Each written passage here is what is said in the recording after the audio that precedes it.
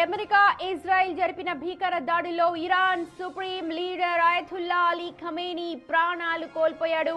ఈ చర్యను ఇరాన్ చాలా తీవ్రంగా పరిగణిస్తోంది. ఖచ్చితంగా తాము ప్రతీకారం తీర్చుకుంటామంటూ హెచ్చరిస్తోంది.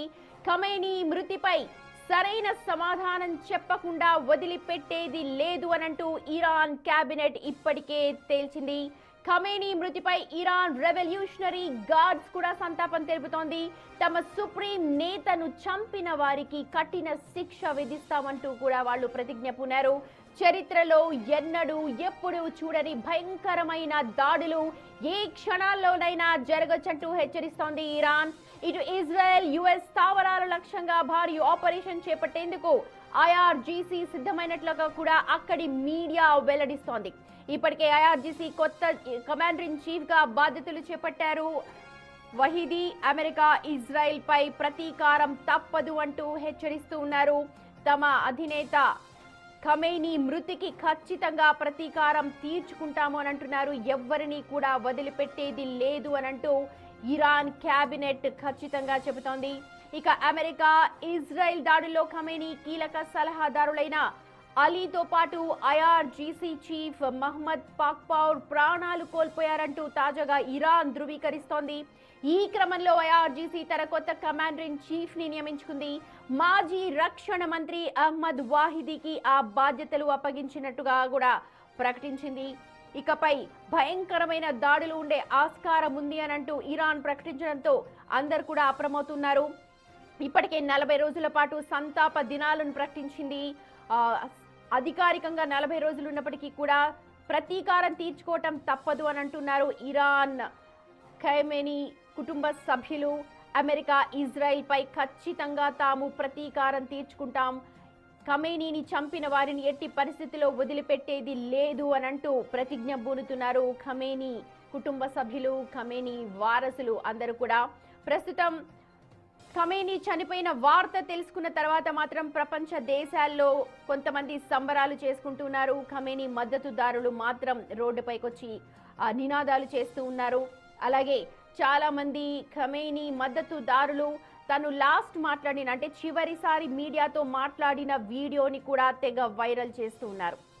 ఇక అటు ఇజ్రాయెల్ కు మద్దతుదారులు అందరూ కూడా అన్ని దేశాల్లో ఉన్నారు. చూసాం మనం స్విట్జర్లాండ్, కెనడా, అలాగే లండన్, ఇతర ప్రాంతాల్లో జర్మనీ, ఇతర ప్రాంతాల్లో కూడా అందరూ ప్రజలు సంబరాలు చేసుకుంటూ ఉన్నారు. అయితే ఇటు ఐఆర్జీసీ కొత్త కమాండర్ ఇన్ చీఫ్ గా వాహిదీకి బాధ్యతలు అప్పగించారు. సో ఇప్పుడు నెక్స్ట్ ఏం చర్య ఉండబోతోంది? ఐఆర్జీసీ కొత్త కమాండర్ ఇన్ చీఫ్ గా బాధ్యతలు చేపట్టిన వహీదీ ఏం చేయబోతున్నారు? అమెరికా ఇజ్రాయెల్ పై ప్రతీకారం తప్పదు, బదులు తీర్చుకుంటామంటూ చెప్తోంది ఇరాన్. ఈ నేపథ్యంలో మరి ఎలాంటి చర్యలు ఉండబోతున్నాయి అన్న దానిపైన సర్వత్రా ఉత్కంఠ కొనసాగుతోంది. ఇప్పటికే ఇరాన్ ప్రభుత్వం ఉడికిపోతోంది. అయితే ప్రజలు చాలా మంది మద్దతుదారులు ఎవరైతే ఖమేనీ మద్దతుదారులు ఉన్నారో వారు ప్రొటెస్ట్ చేస్తూ ఉన్నారు, ర్యాలీ తీస్తూ ఉన్నారు. ఇక ఖమేనీ వ్యతిరేకులు సంబరాలు చేసుకుంటున్నారు. చాలా చోట్ల ఖమేనీ పోస్టర్స్ ని తగలబెట్టారు, ఖమేనీ దిష్టి బొమ్మల్ని తగలబెట్టారు. చాలా చోట్ల ఖమేనీ విగ్రహాలను కూడా కూల్చేసి ప్రజలు సంబరాలు చేసుకుంటున్నారు. టెహరాన్ లో చూడొచ్చు, ప్రస్తుతం మీరు బిగ్ టీవీ స్క్రీన్ మీద చూస్తూ ఉన్నారు. టెహరాన్ లో ఎప్పుడైతే అధికారికంగా ఇరాన్ ప్రభుత్వం ఖమేనీ చనిపోయాడు అని చెప్పి ప్రకటించిందో వెంటనే ప్రజలు ఒక్కసారిగా రోడ్లపైకి వచ్చారు. అక్కడ ఖమేనీ విగ్రహం, ఖమేనీకి సంబంధించిన పోస్టర్, ఖమేనీ సింబల్స్ ఏవైతే ఉంటాయో వాటన్నిటినీ కూడా ధ్వంసం చేసి సంబరాలు చేసుకున్నారు అక్కడ ప్రజలంతా కూడా. అయితే ఇప్పుడు ఐఆర్జీసీ కొత్త కమాండర్ ఇన్ చీఫ్ గా బాధ్యతలు చేపట్టిన అఫీదీ ఎలాంటి చర్యలు చేపడతారు? మరి అమెరికా ఇజ్రాయెల్ పై బదులు తప్పదు అని అంటూ హుంకరిస్తూ ఉన్నారు. మరి ఖమేనీ మృతికి తప్పకుండా ప్రతీకారం తీర్చుకుంటాం, దీనికి తప్పకుండా మేము జవాబు ఇస్తాము అని అంటూ ఇరాన్ కేబినెట్ ఇప్పటికే ప్రకటించిన నేపథ్యంలో ఎలాంటి చర్యలు ఉండబోతూ ఉన్నాయి? ఇంకా కూడా మిస్సైల్స్ దాడులు కొనసాగుతున్నట్టుగానే మనకు సమాచారం అందుతోంది.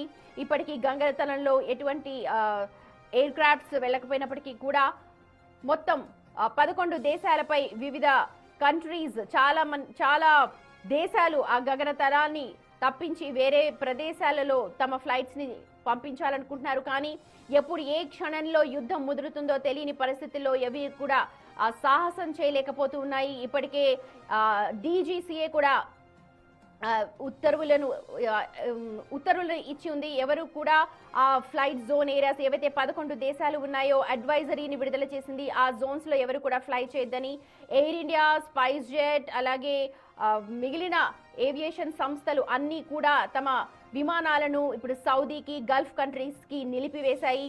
రేపటి వరకు అంటే మార్చి 2వ తేదీ వరకు కూడా ఎక్కడ కూడా ఫ్లైట్స్ ఆ దేశాలకు వెళ్లే పరిస్థితి లేదు. కానీ అటు సౌదీలో కావచ్చు, దుబాయ్లో కావచ్చు, ఇతర ప్రాంతాల్లో చాలా మంది భారతీయులు చిక్కుకుపోయి ఉన్నారు. చాలా మంది సెలబ్రిటీస్ దుబాయ్ నుంచి పోస్టులు పెడుతున్నారు. పివి సింధు, సోనాల్ చౌహాన్ లాంటి సెలబ్రిటీస్ దుబాయ్లో చిక్కుకుపోయి అక్కడున్న పరిస్థితిని తమ పోస్టుల ద్వారా తెలియజేస్తూ ఉన్నారు. ఇక ఇరాన్లో ఇప్పుడప్పుడే పరిస్థితి చక్కబడేలా కనిపించట్లేదు. ఎందుకంటే ఇరాన్లో ఎక్కడ చూసినా శిథిలాలు కనిపిస్తూ ఉన్నాయి. ఎక్కడ చూసినా శవాల దిబ్బలు కనిపిస్తూ ఉన్నాయి. ఇప్పుడు వాటన్నిటినీ కూడా క్లియర్ చేసి మరి ఏం జరగబోతోంది, ఇరాన్లో ఎటువంటి పాలన ఉండబోతోంది. ఇప్పటికే ఖమేనీ వారసులను ప్రకటిస్తాము అని అంటూ ప్రకటించుకున్నారు. ఎవరు ఉంటారు ఖమేనీ వారసులుగా అని చూస్తున్నారు. మహమ్మద్ వాహిదీని మాత్రం ప్రస్తుతం కమాండర్ ఇన్ చీఫ్ గా బాధ్యతలు అప్పగించారు. మరి ఎటువంటి చర్యలు ఇరాన్ చేపట్టబోతోంది? ఖచ్చితంగా ఇజ్రాయెల్ అమెరికాపై ప్రతీకారం తీర్చుకుంటుందా? వారం రోజుల పాటు తాము యుద్ధం జరిపే సత్తా తమకు ఉంది అని ఇప్పటికే ప్రకటించుకుంది ఇరాన్. మరి ఆ వారం రోజుల యుద్ధం తప్పదా? ఏం జరగబోతోంది అన్న దానిపైన ప్రపంచ దేశాలన్నీ కూడా ఉత్కంఠగా ఎదురు చూస్తున్నాయి.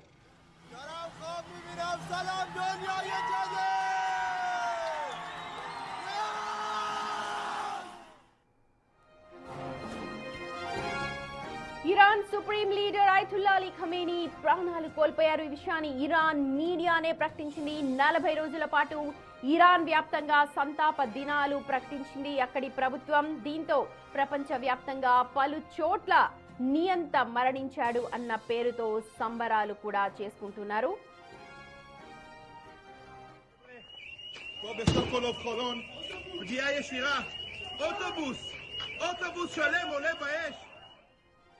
అయతుల్లా అలీ ఖమేనీ చనిపోవడంతో ప్రస్తుతం ఆయన చివరి ప్రసంగం వీడియో వైరల్ గా మారుతోంది. ఆ స్పీచ్ లో ఆయన మాట్లాడింది ఏంటి అన్న దానిపైన ప్రతి ఒక్కరు కూడా వింటూ ఉన్నారు. ఒకసారి మనం కూడా ఆ స్పీచ్ ని చూద్దాం. الرحيم لا حول ولا قوة إلا بالله العلی العظیم. ملت عزیز ایران، دیروز روز 22 بهمن امسال کار بزرگی انجام دادید. ایران رو سربلند کردید. جمهوری اسلامی رو مانند همیشه پشتیبانی کردید و به قدرت اون افزودید. دشمنانی که در اظهارات خود، در برنامه ریزی های خود به دنبال تسلیم ملت ایرانند مایوس شدند. این کار بزرگ رو دیروز به توفیق الهی انجام دادید و خدای متعال اجر چنین حضوری رو، چنین حرکت عظیمی رو به ملت خواهد داد و اون عزت بیشتر، اقتدار بیشتر، استقلال کاملتر خواهد بود انشاءالله.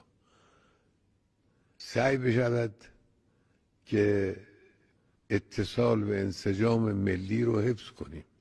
هممون سعی کنیم. این انسجام ملی خیلی قیمت داره، خیلی با ارزشه. یک ملت بیان خیابان‌ها یک حرف واحد، یک شعار واحد، یک مطلوب واحد رو تکرار کنند. این خیلی با ارزش و نشون بدند عملاً که در صحنه حضور دارند و میتوانند هویت خودشون رو، شخصیت خودشون رو به رخ دشمنان خودشون بکشند. من از همه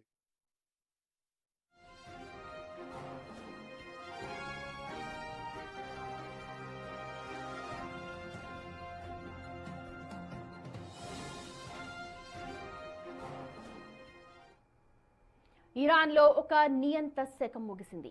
ఆ నియంత పేరే అయతుల్లా అలీ ఖమేనీ. ఇరాన్ కి ఇటు అధ్యక్షుడిగాను పనిచేసిన ఆయన సుమారు 37 ఏళ్ల పాటు సుదీర్ఘంగా సైనిక, రాజకీయ, మతపరమైన అంతిమ నిర్ణేతగా వ్యవహరించారు. ఇరాన్ లో ఒక తరం అయతుల్లా ఖమేనీ పాలనలోనే జీవించింది.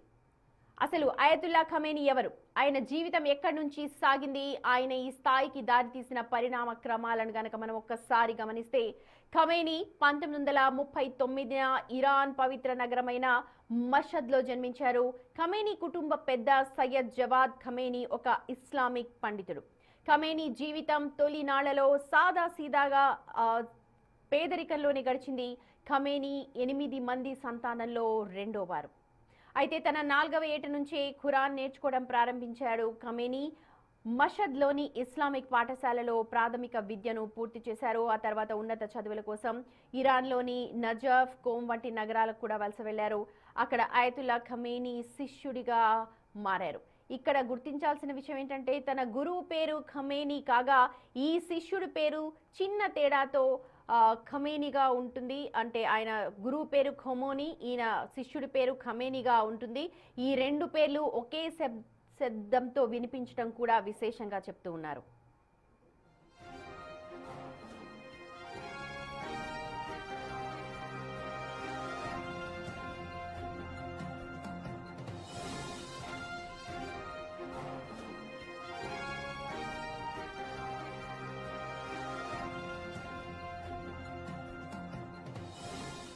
ఇక ఖమేనీ ఇంతటి నియంతగా ఎదగడానికి మొదటి మెట్టు 1960లో పడింది. షా పాలనకు వ్యతిరేకంగా నిరసనలు జరిగాయి. ఈ ఆందోళన కార్యక్రమంలో చాలా చురుగ్గా ఖమేనీ పాల్గొన్నాడు. ఎన్నోసార్లు జైలుకు కూడా వెళ్లి వచ్చాడు. ఇక 1979 ఇరాన్ విప్లవం తర్వాత, అంటే 1981-89 మధ్య కాలంలో ఇరాన్ అధ్యక్షుడిగా కూడా ఖమేనీ పనిచేశాడు. ఆయన అధ్యక్షుడిగా పీఠమెక్కిన వెంటనే ఒక బాంబు దాడి కూడా జరిగింది. త్రుటిలో ప్రాణాలతో తప్పించుకున్నాడు అప్పట్లో. అయితే ఈ దాడి కారణంగా అతని కుడి చేయి కూడా పాక్షికంగా పక్షవాతానికి గురైనట్టుగా చెప్తూ ఉంటారు. ఇక 1989లో అయతుల్లా ఖమేనీ మరణించిన తర్వాత ఇరాన్ అత్యున్నత మండలి ఆయన్ను సుప్రీం లీడర్గా ఎన్నుకుంది. అప్పటి నుంచి 37 ఏళ్ల పాటు సుదీర్ఘంగా ఇరాన్ రాజకీయ, సైనిక, మతపరమైన అంశాల్లో ఖమేనీ అంతిమ నిర్ణేతగా వ్యవహరించారు. ఇరాన్పై ఖమేనీ ముద్ర ఎలాంటిది అని ఒకసారి చూస్తే, ఆయన ఆధ్వర్యంలోనే ఇరాన్ తన అణు కార్యక్రమాలను వేగవంతం చేసింది. రెవల్యూషనరీ గార్డ్స్ ని అత్యంత శక్తివంతమైన సంస్థగా తయారైంది. ఇక భారత్తో ఖమేనీకి ఉన్న లింకులు కూడా ఒకసారి గమనిద్దాం.